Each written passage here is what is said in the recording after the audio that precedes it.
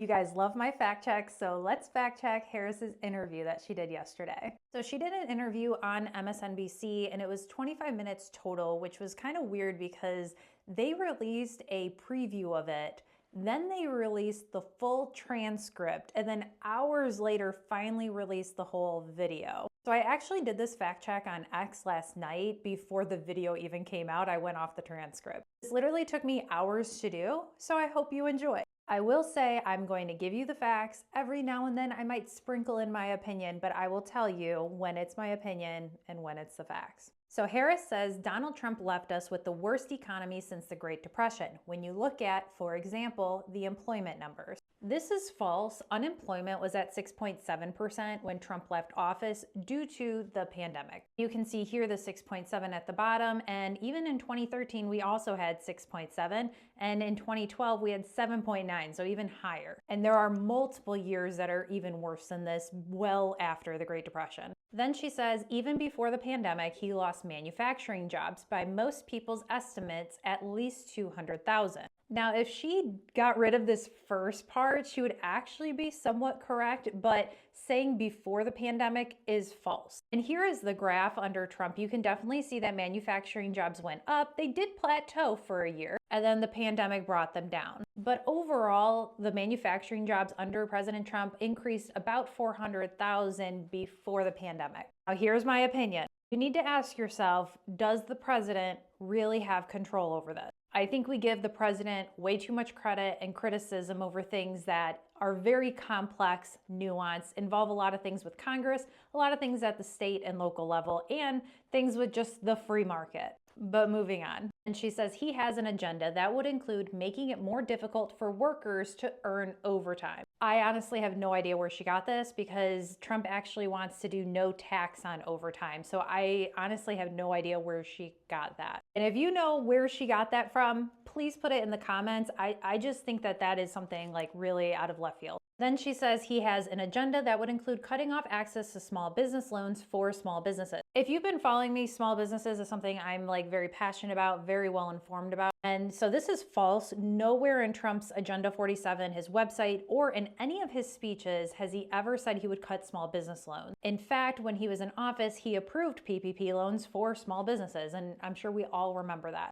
Then she says he has an agenda that includes tariffs to the point that the average working person will spend 20% more on everyday necessities and an estimated 4,000 more a year on those everyday necessities, to the point that top economists in our country, from Nobel laureates to people on Moody's and Goldman Sachs, have compared my plan with his and said my plan would grow the economy. Forgive me if I pronounce some things wrong here. Now, I said this is misleading because there are several reports that have come out speculating the impact of both candidates' tax plans, and they all say different things. The 4,000 is the highest that any of them speculate, but more of the average of what I'm seeing is between 1,700 to 2,350 annually that costs would increase because of his tariffs plan. And just a fun fact, I've said this before in a video, this report that she's referring to actually says that she does not have a comprehensive plan for them to really fully know the impact. And these ignore the fact that both candidates want to reduce the tax rate. So yes, goods would go up because of tariffs, but how much would people save from not having to pay as much federal income tax? Like, it's definitely, you have to weigh everything. Then she says, and we're going to have to make sure that the biggest corporations and billionaires pay their fair share. I know this is an opinion of hers, but I want to add context because we know that one of her plans is to increase the corporate tax rate from 21% to 28%. But here's what a lot of people don't know. According to the Americans for Tax Fairness, 18 corporations paid zero in federal taxes and actually got money back. And this was under the Biden-Harris administration. And that was also with a provision in the Inflation Reduction Act that corporations need to pay a minimum of 15%. So why talk about raising the corporate tax rate when we can't even hit that 21% we have now? And then she says, and it's not right that the teachers and the firefighters that I meet every day across our country are paying a higher tax than the richest people in our country. So this is most likely false. Teachers probably fall within one of these two tax brackets, 12% or 22%. And as you can see, if you make over $578,000, your tax rate is 37%. Now, this is what a lot of people don't think about. There are a lot of tax write-offs, tax loopholes, and tax incentives that are available really to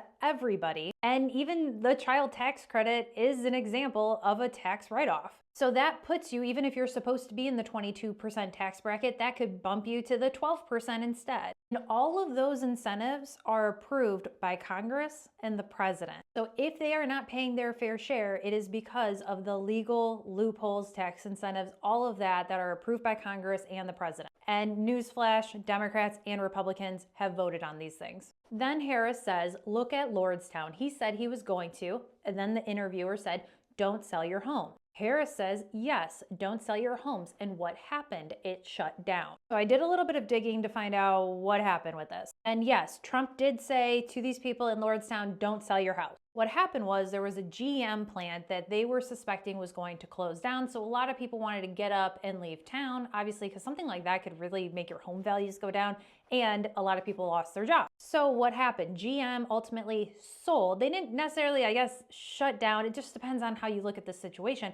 But they sold to an electric vehicle company. And that company has been wild. They were found by the SEC to be frauding their investors. They eventually filed for bankruptcy. They just got out of bankruptcy, so they still own the building and they still plan on making cars. But who really knows with that company? Now, here's my opinion. I'm honestly a little confused by this situation. Maybe he shouldn't have told people not to sell their homes, but he also told GM, don't sell your property. But it's not something that Trump can control. If GM wanted to sell and then all of this stuff happening with this new company, that's not under his control. So I'm just confused on the significance, but maybe you guys can fill me in on that. Now, moving on, she says, and if we take a step back, months ago, some of the most conservative members of the United States Congress came together with others. Donald Trump got word of the bill, realized it was going to fix a problem he wanted to run on, and told them to kill the bill. Don't put it up for a vote. I will bring that bill back and I will sign it into law. I know people are going to disagree with me, but listen,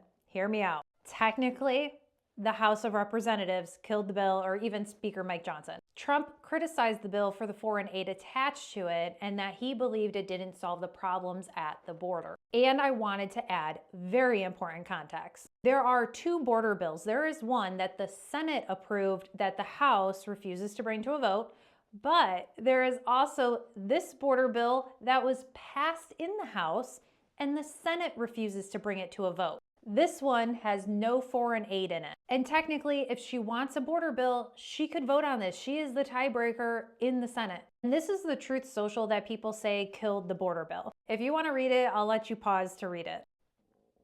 Now, lastly, she says, so Donald Trump is also the person who said women should be punished for exercising a decision that they rightly should be able to make about their own body and their future. This is true. Donald Trump did say in an interview that he thinks there should be punishment for abortion. Very, very quickly after this came out, like within a couple of hours, the campaign sent out a statement clarifying what he said, or maybe he changed his mind, I don't know. So this is his new stance. If Congress were to pass legislation making abortion illegal and the federal courts upheld this legislation, or any state were permitted to ban abortion under state and federal law, the doctor or any other person performing this illegal act upon a woman would be held legally responsible, not the woman. The woman is a victim in this case. And honestly, Trump has kind of taken the new position that this is not something he wants to touch at the federal level anyway. Listen, I never claim to be unbiased. I know I have bias, but I don't like to spread lies. So if I missed anything, please add it in the comments. Let's have a healthy discussion.